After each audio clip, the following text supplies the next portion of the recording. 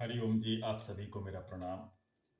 मित्रों, जैसा कि मैंने आप लोगों से वादा किया था कि मैं आप लोगों को प्राणायाम के बारे में विस्तृत जानकारी दूँगा, तो मैं उपस्थित हूँ आप लोगों की सेवा में।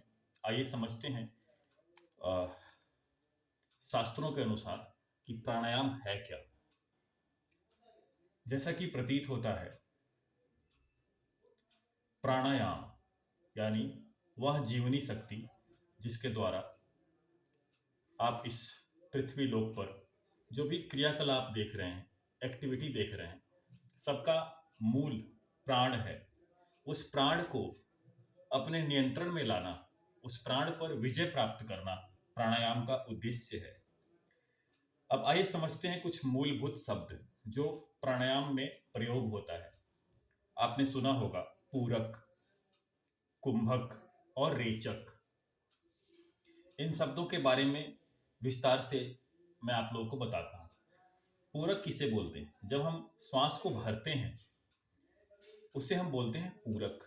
जब हम श्वास को रोकते हैं या हम भर के अंदर रोकें या छोड़कर बाहर रोकें उसे बोलते हैं कुंभक।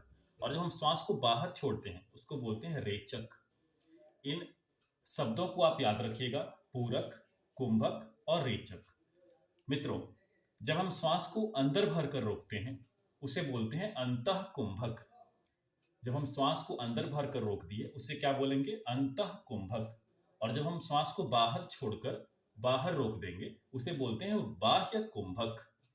मैंने कुछ कुछ बेसिक शब्द आपको समझा दिए। अब इससे ज्यादा समझाना यूट्यूब पर नहीं, क्योंकि गुरुओं की आज्ञा नहीं है, गुरुओं की अनुमति नहीं है कि एडवांस यानी उच्च स्तर के रहस्यों को यूट्यूब के माध्यम से खोला जाए। मित्रों, आइए समझते हैं कि कुंभक कैसे लगाते हैं। मैंने हाथों को इंटरलॉक करके गोद में रख लिया है। हम ध्यान मुद्रा भी लगा सकते हैं। तो चलें, धीरे धीरे श्वास में भर रहा हूं, आप देखिएगा।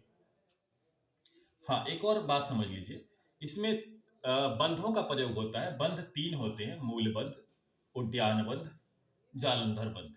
अभी मैं जो कुंभक लगाने जा रहा हूं वह होगा अंतः कुंभक। चलें, आज का वीडियो अंतः कुंभक के बारे में है।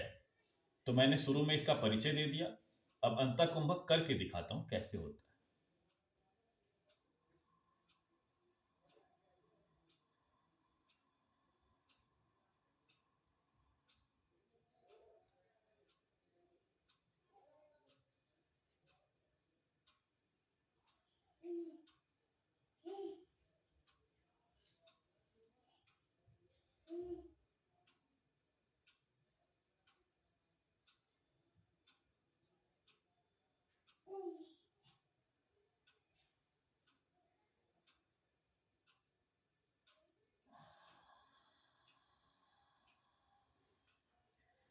मैंने प्रतीकात्मक रूप से आपको करके बताया, क्योंकि समय का अभाव है और वीडियो भी एक लिमिटेड बन सकता है।